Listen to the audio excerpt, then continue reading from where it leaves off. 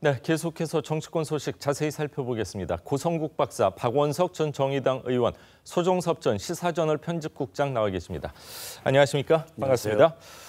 자, 민주당 김병기 의원 아들의 국정원 취업하는데 이 부당하게 개입했다는 의혹을 놓고 논란이 점점 커지고 있는데요. 야당은 명백한 권력 남용이다 이렇게 비판하고 있습니다. 한국당 브리핑 내용 들어보시죠.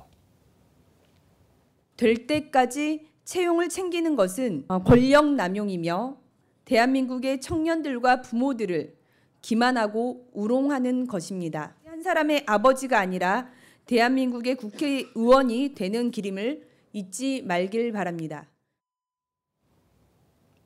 자, 민주당 김병기 의원은 국정원 내 적폐 세력이 음해한 것이다 이렇게 얘기를 하고 있는데, 자, 왜 이런 의혹이 불거진 겁니까? 그러니까 2014년에 이제 김 의원의 아들이 국정원에 이제 시험을 봤는데, 뭐 서류 전형 다 통과하고 뭐 체력 검정까지 통과, 면접까지 이제 합격을 했는데 신원조회에서 이제 탈락을 합니다.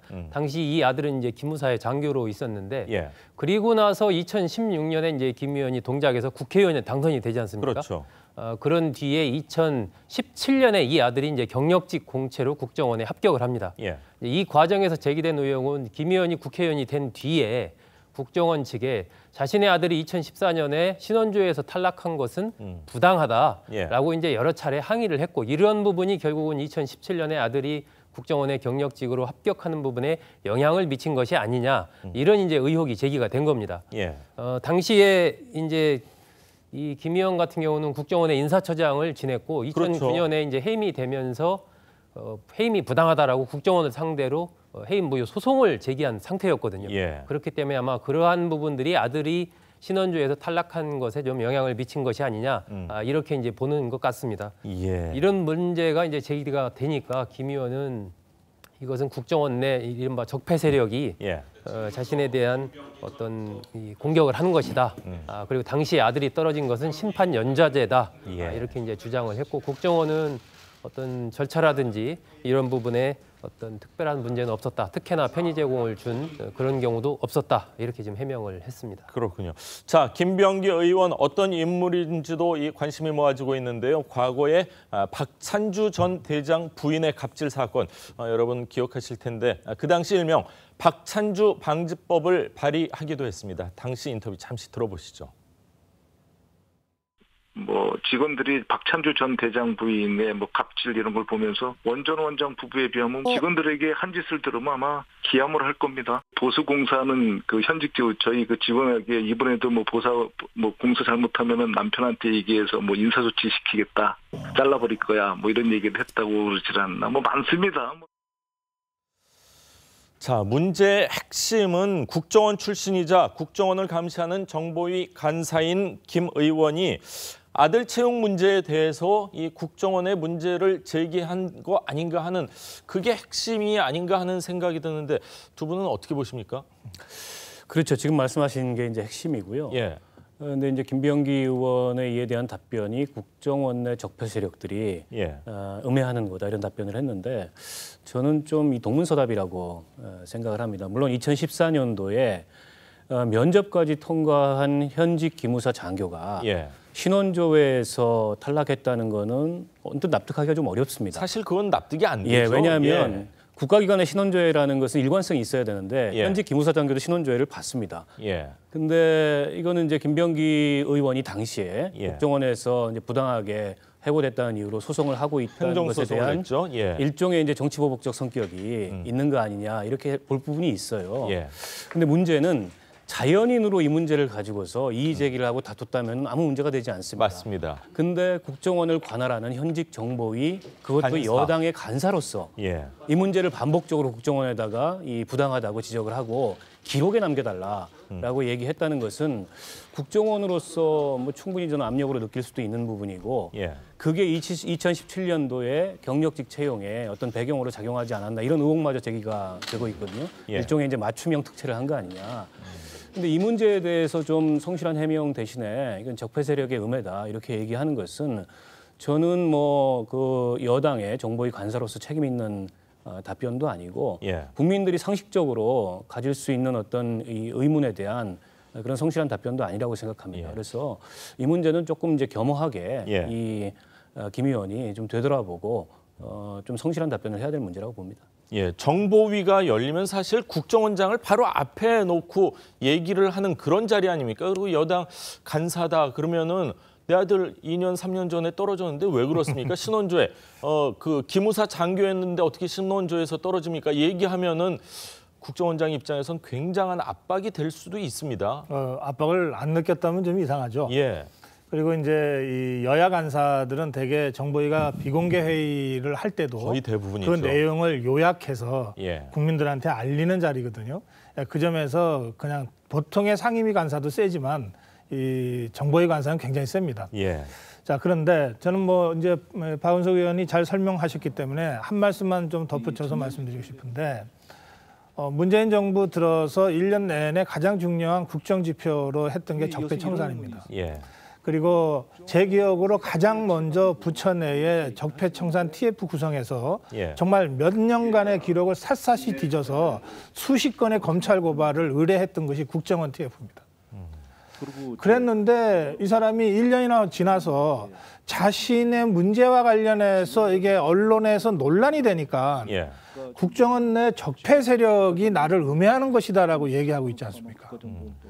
그렇다면 그동안 국정원 TF, 이 적폐 TF는 도대체 뭘 한 것이며 적폐가 뭐 전혀 해소되지 정권을 1년이나 잡고 그리고 정말 모든 걸 다 지다시피 했는데도 청산을 못했다면 문재인 정부는 무능하기 짝이 없는 정부 아닙니까? 그러니까 저는 이 개인의 문제를 어떤 형태로든 변명하다 보니까 저런 식으로 또다시 적폐 세력이라는 존재를 끌어다가 정당화하고 있는 것 같은데 이런 방식의 이 문제의 이 확산, 이것은 김병기 의원 본인에게도 결코 좋을 것이 없다. 그다음에 이 문제와 관련해서는 국정원이 이제 대답해야 될 상황이 됐어요. 여당의 정보위 강사가 국정원 적폐 세력이 나를 음해한다고 했으니까 국정원장이 적폐 세력이 있는지 없는데도 이 사람이 정보위 간사가 이렇게 얘기했는지 그다음에 이번에 어쨌든 경력직으로 채용을 했다면 정말 김병기 의원의 이러한 정보위 간사로서의 활동에도 아무런 영향을 받지 않고 정말 당당하게 원칙에 입각해서 한 건지 아니면 정말 좀 너무 좀 힘드니까 좀 적당하게 정리하자고 해서 한 것인지에 대해서 이제 국정원이 설명하지 않으면 이 의혹은 해소되지 않을, 해소되기 어려운 상황까지 와버렸다.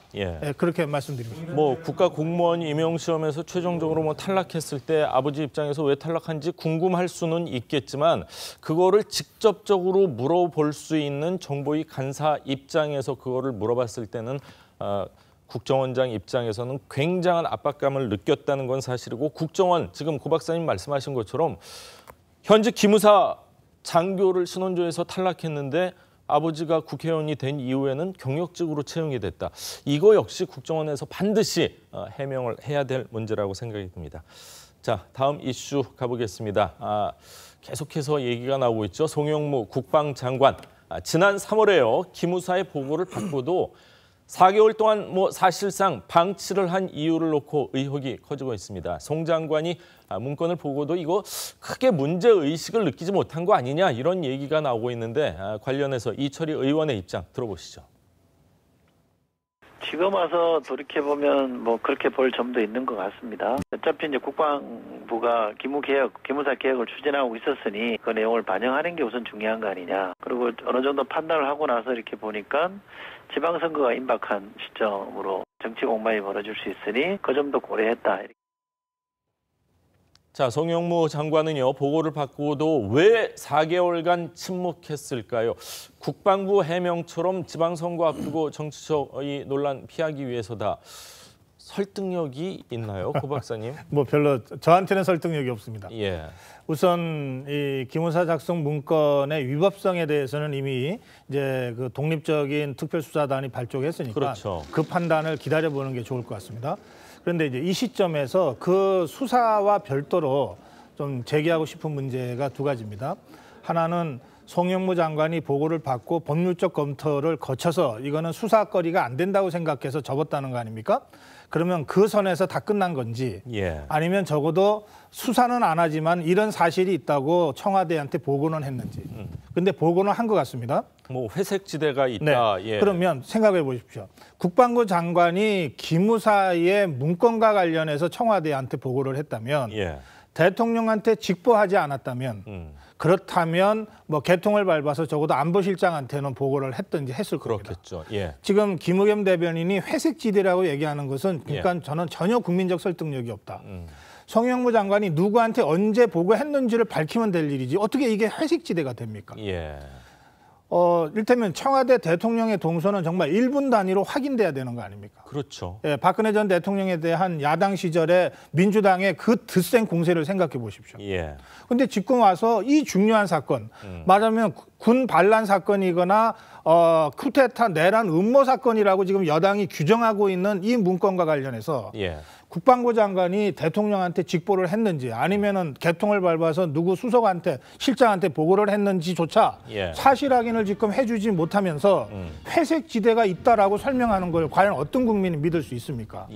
그 점과 관련해서 저는 청와대의 해명이 매우 부적절했고 지금이라도 그 부분을 빨리 정리를 해줘야 된다. 그렇게 말씀드립니다. 의원님. 청와대 대변인의 사실관계에 대한 브리핑이 적절치 않았다는 점에는 전 동의를 합니다. 그러니까 보고했느냐 안 했느냐가 이제 쟁점인데 그로 인해서 송영무 장관이 자기 선에서 그냥 덮어버리려고 했던 거 아니냐 이런 의혹이 제기된 마당에 이게 칼로 두부 자르듯이 나눌 수가 없다. 회색지대가 있다라는 거는 사실은 좀 적절한 그런 이 사실관계 설명이 아닌 거죠. 이 점에 대해서는 추후라도 반드시 보완이 돼야 된다. 이 점을 좀 말씀을 드리고 싶고요. 근데 이게 이제 사건이 굉장히 복잡합니다. 관계자들도 굉장히 많고. 얘기가 뭐 다 다릅니다. 일각에서는 현재 국방부 보직자들까지 이 문건 작성에 관련이 돼 있다. 이런 얘기가 있어요. 그리고 송영무 장관이 이걸 최초 보고받은 시점이 올해 3월 16일인데 남북 정상회담 1차 준비위원회가 열렸던 날입니다. 그러니까 청와대가 온통 사실은 신경이 남북 정상회담에 쏠려 있었고 아마 이게 이제 보고 라인에 있어서 그 청와대로 보고를 했다면 안보실장이 1차적 라인일 텐데 아시다시피 뭐 정의용 안보실장이 이 남북 정상회담 내지는 뭐 북미 정상회담 굉장히 분주한 그 일정을 보냈지 않습니까? 그래서 이게 이제 보고가 되긴 됐는데 잘 이루어지지 않은 거 아니냐 이제 이런 의심이 첫 번째로 들고요. 또 한 가지는 이제 어차피 기무사 개혁을 추진할 예정에 있었고 또 기무사 개혁위원회 이런 걸 구성하고 있었던 시점이기 때문에 이걸 한꺼번에 그때 처리하려고 했던 이제 그런 판단도 일부 작용했을 가능성이 있고 그리고 뭐 일각에서 나오듯이 지방선거 앞두고 괜히 긁어부스럼 만들어서 이걸 가지고 논란을 만들고 싶지 않다 이런 판단도 여러 가지가 아무튼 복합적으로 작용을 했을 텐데 결과적으로 대통령이 이제 특별수사를 지시를 하면서 국방부 전체를 수사 라인에서 배제를 했습니다. 이걸 두고서 이게 이제 송영무 장관에 대한 책임 추궁이나 경질의 의미냐 아니면 어떤 다른 의미가 있는 거냐 이제 이런 얘기들이 나오고 있는데 저는 경질의 의미라고 단언하기는 좀 어려운 면이 있다고 생각을 해요. 말씀드렸듯이 사안이 굉장히 복잡하고 관련자들이 여럿 있고 이런 상황에서 국방부가 이게 수사 지휘를 하게 되면 또 다른 이 공정성의 논란이 나올 것이고 또 그 문건에 보면은 뭐 합참의장은 배제하고 육군참모총장이 계엄사령관을 맡아야 된다. 이제 그런 사실이 적시돼 있어서 지금 육군도 수라인에서 전체 배제한 상황이거든요. 그래서 이 국방부를 제외한 특별수사단 구성을 지시한 것이 송영무 장관에 대한 어떤 책임을 묻고 이제 경질을 의미하는 거라고 판단하기에는 아직 이른 면이 좀 있습니다. 그렇군요. 자, 근데 지금 사실 얘기들이 너무 다르기 때문에 특별수사단에서 이 조사해야 될 게 많은 것 같습니다. 국방부는 이 기무사 문건 보고 5일 후에요. 이철희 의원하고 군인권센터에서 문제를 제기하자 그런 사실 전혀 없다 이렇게 얘기를 한 겁니다. 그리고 지금 한민구 전 국방부 장관 측에서는 이철희 의원이 위수령과 관련해서 국방부의 입장이 어떠냐 이렇게 질의를 해서 만든 문건이다. 그러니까 앞뒤가 조금씩 다 다른 얘기를 하고 있기 때문에 육군을 좀 제외한 공군과 해군의 이 특별수사단에서 정확히 좀 밝혀야 되지 않을까 이런 생각입니다.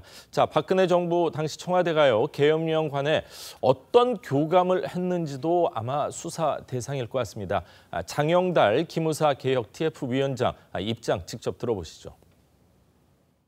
군 정보, 보안 이런 부분들을 제공을 해서 통수권자가 군을 효과적으로 통수할 수 있는 그러한 그 자료를 제공하는 부대 아니겠어요. 청와대하고 늘 소통할 수 있는 그러한 입장이었죠.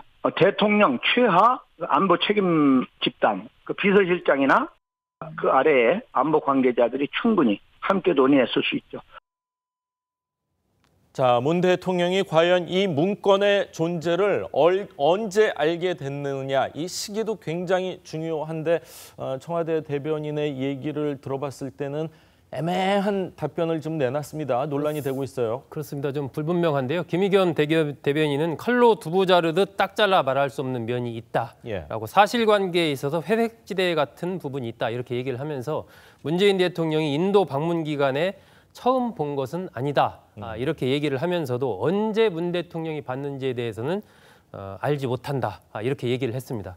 그 야당에서는 송영무 국방부 장관이 알았는데 청와대가 몰랐을 수 있겠느냐라고 하면서 지금 문제가 되고 있는 특별 수사 지시를 내린 이런 부분에 대해서 뭔가 마쿠의 정치적인 의도가 있다. 이렇게 지금 주장을 하고 있습니다. 그렇군요. 뭐 컴퓨터에도 저장하지 않고 딱 한 부만 만든 게 이제 과연 어디로 유출이 되고 어디로 보고가 됐는지에 대해서 특별수사단 철저한 수사 있기를 기대하겠습니다. 다음 이슈 이야기를 좀 하겠습니다. 홍준표 전 한국당 대표가요, 미국으로 출국한 어제 한국당은 11년 동안 몸담았던 여의도 당사에서 영등포로 이사를 했습니다. 영상 먼저 보시죠.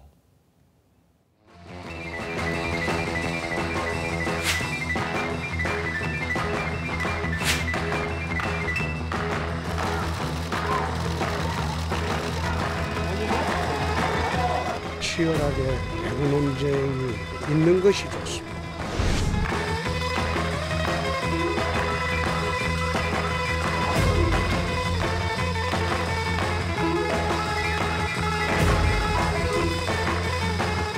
새신과 변화의 노력을 게을리 하지 않겠습니다.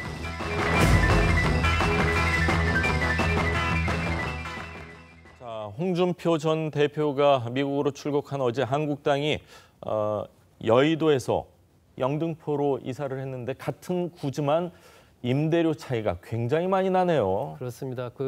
이 자유한국당이 이른바 천막당사를 거쳐서 강서구 염창동에 당사를 마련했다가 그리고 나서 이 여의도 한양빌딩으로 입주를 한 것이 2007년이거든요.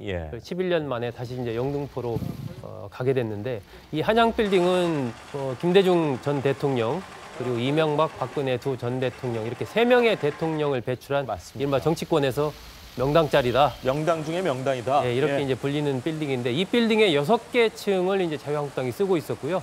그 임대료가 월 1억 원이 넘게 나왔습니다. 그러다 보니까 이번에 이제 지난 대선에서 패배하고 나서 여러 가지로 재정적인 어려움이 있다 보니까 영등포로 이사를 하면서 2개 층만 쓰게 됐고 월 임대료도 2천만 원. 그러니까 한 5분의 1 수준으로 이제 비용이 줄어든 거죠. 그런 등등의 여러 가지를 감안을 해서 이사를 했고 아마 나머지 인력들 상당 부분은 국회 쪽에서 근무를 하는 걸로 이렇게 조치를 했다고 합니다. 김성태 권한대행은 이사를 계기로 해서 더 낮은 곳에서 진정성 있게 쇄신을 하겠다 이런 각오를 밝혔습니다. 그렇군요. 면적으로 따지면은 100이었던 면적이 이제 한 15 정도로 굉장히 줄였다고 하는데, 그렇습니다. 자 어제 홍준표 전 대표 지지자들 배웅을 받으면서 출국을 했는데 떠나기 전까지도 정우택 의원과 또 설전이 오갔네요. 정우택 의원은 뭐 이게 지방 선거의 패배에 책임을 지고 떠난 분인데 잉크가 마르기도 전에 벌써 돌아오는 얘기를 하느냐. 이렇게 좀 비판을 했고요. 홍준표 전 대표는 이런 부분에 대해서 아니 나는 그냥 지금은 300만 당원 중에 한 명이다. 무슨 그런 소리를 하느냐라고 또 맞받아 쳤습니다. 그래서 향후에 이른바 당권을 둘러싼 이른바 친박과 비박의 갈등 이런 부분들이 여전히 지금도 계속이 되고 있고 그동안에 홍 전 대표가 강하게 친박 부분에 대한 청산을 주장을 해왔기 때문에 이런 부분에 대해서도 정우택 의원이 강하게 비판을 한 거 아니냐 이런 분석도 나옵니다. 이런 모습 하나하나가 이제 그 한국당을 좀 사랑하는 분들 입장에서는 아이 떠났는데 뭘 또 저러냐 그러고 그냥 가만히 가지 뭐 이제 이런 불만의 목소리가 나올 수밖에 없는 것 같은데요. 홍 전 대표가 떠나면서 영등포에 이제 자리를 꾸렸는데 당사 옮겼다고 해서 당이 갑자기 사랑을 받는 건 아니지 않습니까? 이제 비대위원장을 누구를 모실지 뭐 여러 가지 중요한 점이 있는데 한국당 앞으로 어떻게 헤쳐나가야 될까요? 판단이 참 어렵습니다만 산 넘어 산 같습니다. 홍준표 전 대표는 선거 패배에 책임을 지고 물러났지만 어제 그저께 내가 틀린 건 아니다 이러면서 돌아올 것을 예고하고 지금 잠깐 미국으로 나간 겁니다. 이렇게 되면 홍준표 전 대표가 돌아왔을 때 그 상황도 아주 간단치 않게 전개될 것 같다는 걸 예고하게 하죠. 그런가 하면 지금 복당파들은 김성태 권한대행을 앞세워서 어쨌든 당권을 계속 가져가겠다고 하는 의도를 가지고 지금 비대위 구성을 추진하고 있는 것 같아요. 근데 그 과정에서도 수많은 잡음이 벌어지고 있고 그런 상태에서 조금 전에 그림에서 뭐 어떤 분이 열혈 당원인 것 같습니다만 이렇게 넙죽 큰절을 하는 게 과연 이 국민들 눈에는 어떻게 비칠까? 저게 과연 당에 무슨 도움이 되며 홍준표 전 대표한테는 도대체 무슨 도움이 될까? 아니 근데 갑자기 절하는 걸 막을 수도 없지 않습니까? 그러니까 저런 그 분위기가 저런 분위기가 일반 국민들 입장에서는 일반 국민들한테 이해해 주십시오라고 얘기하기 어려워요. 어쨌든 저런 모습이 지금 한국당의 모습이라고 일반 국민들이 받아들일 수밖에 없어요. 화려한 색깔의 바지를 입고 지금 절을 하고 계시는데 갑자기 절하는 거는요. 누구도 막을 수는 없는데 저는 모습 자체는 지금 이제 홍준표 대표가 선거 패배의 책임을 지고 당대표에서 물러나서 현실 정치에서 거리를 두겠다라고 하고 이제 미국으로 떠나는 건데 이 떠나는 공항의 모습 자체가 지금 정치입니다. 이 자유한국당의 불행은 홍준표 대표가 물러났음에도 불구하고 리더십 측면에서 홍준표밖에 보이지가 않아요. 홍준표가 문제다, 홍준표가 그만뒀다, 홍준표가 떠났다. 그것 이외에 리더십 측면에서 다른 대안이 지금 전혀 안 보입니다. 그리고 계속 친박 비박 나눠가지고 뭐 이전 투구하고 동상이몽하고 과연 이 상황에서 비대위가 만들어진다 한들 그 비대위가 제대로 기능할 수 있으며 이른바 이제 쇄신이라는 걸 이끌어낼 수 있을지 매우 회의적이고 결국 이제 문제는 정말 해체에 버금가는 그런 환골탈태 이거를 내부에서 결의하고 그걸 주도할 세력이 보여야 되는데 그 세력이 전혀 보이지 않는다는 게 지금 자유한국당에 대해서 많은 이제 국민들이 회의를 갖는 그런 현실이 아닌가 싶습니다. 떠나는 분한테 뭐라고 하는 의원님 얘기도 일리는 있지만 그런 모습 자체를 통해서 이제 한국당에 대한 실망들이 더 커지는 거 아닌가 그런 생각이 드는데요. 자, 다음 이슈, 다음 이야기를 좀 하겠습니다. 허익범 특별검사팀이요. 경공모 실체 규명을 위해서 드루킹이 스승으로 모시는 한 유명 역술가를 불러서 조사한 것으로 확인됐습니다. 드루킹은 이 역술인과 함께 전직 대통령과 또 김경수 지사 등의 사주풀이를 공유한 것으로 나타났습니다. 홍영재 기자입니다. 특검 수사 개시 일주일째인 지난 4일 50대 남성 A씨가 건물 뒷문을 통해 특검 사무실로 올라갔습니다. A씨는 전남에 사는 중국 점성술 자미두수의 대가로 확인됐습니다. 드루킹은 10여 년 전 A씨로부터 자미두수를 전수받고 정신적 스승이라고 부르며 1년에 한두 차례 만나왔는데 이명박, 박근혜 전 대통령, 김경수 경남도지사 등 유력 인사들의 사주풀이를 공유한 것으로 알려졌습니다. 특검 관계자는 A씨 소환 이유를 드루킹이 경공모의 정치활동과 관련해 어떤 상담과 조언을 들었는지 확인하기 위한 차원이라고 밝혔습니다. 특검은 드루킹이 A씨에게 배운 자미두수 등 예언서 풀이를 블로그에 올려 관심을 모은 뒤 고학력 전문직의 경공모 회원을 늘려나간 것으로 보고 있습니다. 실제 오사카 총영사 추천 대상 도모 변호사도 자미두수에 관심이 생겨 경공모에 가입했다고 밝힌 바 있습니다. 특검은 A씨처럼 경찰이나 검찰 수사 때 조사 대상에 포함되지 않았던 인물들을 계속 소환해 나가며 경공모 실체 규명에 집중한다는 방침입니다. TV조선 홍영재입니다. 네, 특검이 김경수 지사, 노회찬 의원, 계좌도 추적에 들어간 것 같은데 김경수 의원 계좌 같은 경우는 경찰이 신청을 했는데 검찰에서 거절당한 거죠? 그렇죠. 지난 4월에 경찰이 이제 김경수 지사 등에 대한 압수수색 영장을 신청을 했었는데 그때 검찰에서 이제 기각이 됐었죠. 근데 지금 현재 허익범 특검팀에서 김경수 지사와 노회찬 의원 등에 대한 계좌를 추적 중에 있는 것으로 알려지고 있습니다. 김경수 지사는 드루킹 김 씨와 경공모 회원들로부터 한 2,700만 원 정도를 받았다. 이런 의혹이 제기가 된 상황이고요. 노회창은 의원 같은 경우는 한 5천만 원 정도를 후원받은 의혹이 있다. 이런 의혹이 제기가 된 상황이기 때문에 특검에서 그 실체를 확인하기 위해서 계좌 추적을 들어간 상황이고 혹시 이제 여권과 정치권과의 연관성 이런 부분과 관련해서도 계속 현재 추적 중에 있는 것으로 알려지고 있습니다. 이 정치권에서 역술인이 가끔 나타나잖아요. 가끔이 아니라 꾸준히 나타나죠. 이 경우에는 이게 합의 맞습니까라고 하는 걸 확인하기 위한 거예요. 제가 저 사람을 리더로 모셔도 되겠습니까? 나하고 합의 맞습니까? 대통령이 될 사람인 건 확인이 됐는데 그럼 나하고 맞아야 될 거 아니에요. 그러니까 저 지금 역술인 조사까지 간 거는 맞으면 두 사람의 관계, 드루킹과 김경수 지사와의 관계가 어느 정도로 그 동지적 관계였는지를 정황을 가지고 보기 위한 그런 조사의 일환이다. 그렇게 볼 수 있습니다. 그렇군요. 자, 다음 이슈 이야기를 좀 하겠습니다. 지난 지방선거에서요. 단 한 표 차이로 당락이 바뀌었습니다. 그것도 재검표를 실시해서 결과가 뒤집혔습니다. 그러게요. 참 기가 막힌 결과입니다. 그 충남 청양 군의회 의원 선거인데요. 무소속의 김종관 의원이 당시에 민주당의 임상기 후보를 한 표 차로 이기고 당선이 됐습니다. 근데 거기에 대해서 이제 임상기 의원이 이의 제기를 해서 자신의 무효표 처리된 한 표가 사실은 유효표다. 이렇게 해서 문제 제기를 했고 그것에 대해서 이제 다시 이 재검표를 해 보니까 이 임상기 의원을 찍었는데 그 밑에도 똑같이 다른 후보에게도 인주가 묻어 있어서 당시에 무효표 처리가 됐는데 이번에 그게 아니고 선관위가 유효표가 맞다 이렇게 이제 결정을 한 겁니다. 그러면서 두 사람의 표가 1,378표 같이 득표를 한 것이 된 거예요. 그러면은 이런 경우에 누구를 당선자로 결정을 하는가? 현재 법상으로 봤을 때는 나이가 많은 사람이 연장자죠. 당선자로 결정이 됩니다. 그래서 민주당 임상기 후보가 1년이 나이가 많기 때문에 당선자로 선관위가 다시 결정을 했는데 거기에 대해서 이제 김종관 의원은 다시 무효 소송을 내겠다. 뭐 이렇게 이제 입장을 밝혔기 때문에 결국은 대법원까지 가야죠. 대법원까지 가고 하려면 뭐 보통 한 2년 정도는 걸리지 않나 싶습니다. 그 동안에는 의원직이 그냥 유지가 됩니다. 그렇군요. 예전에 문학진 의원이 3표 차로 떨어져서 별명이 문 3표였는데 이제 임 1표, 김 1표 이런 또 별명이 나오지 않을까 그런 생각이 듭니다. 자, 어찌 됐건 저렇게 당선이 되면 정말 기분은 굉장히 좋을 것 같습니다. 축하드립니다. 자, 오늘 세 분 말씀은 여기까지 듣겠습니다. 감사합니다. 고맙습니다.